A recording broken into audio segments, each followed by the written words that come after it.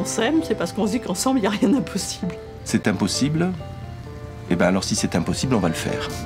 Bonsoir Françoise Saint-Père. Il y a 3 ans, vous avez écrit « Aimer plusieurs hommes ». Il n'est jamais trop tard pour aimer plusieurs hommes. C'est votre cas. Vous allez nous raconter ça et vous le vivez apparemment très bien.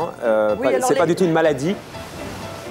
Vous dites « Mon mari est dans ma vie depuis 33 ans, mon premier amant depuis 28 ans, 2 autres depuis 22 ans et le dernier depuis 1 an ». Non, mais je crois surtout que si on parle de trahison, d'infidélité, de mensonge, c'est comme ça que les 3 quarts des gens le voient. Oui. Alors que si vous pensez qu'il est logique d'aimer plusieurs personnes, j'aimerais simplement qu'on me dise pourquoi serait-il mieux d'aimer une seule personne que plusieurs. Alors là-dessus, elle donne répondre là-dessus. Je m'étais dit que je voulais pas me marier, pas avoir d'enfants, pas avoir de maison. Et puis un jour, je me suis dit, je suis mariée, j'ai des enfants, j'ai une maison, j'ai tout faux. Là.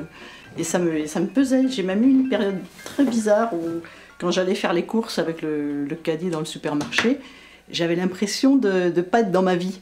J'avais l'impression de jouer un rôle, d'être dans un cinéma, mais qu'en plus j'étais une erreur de casting. Quelque part, on se dit, mais si tout le monde commence à penser comme ça devient une société difficilement contrôlable.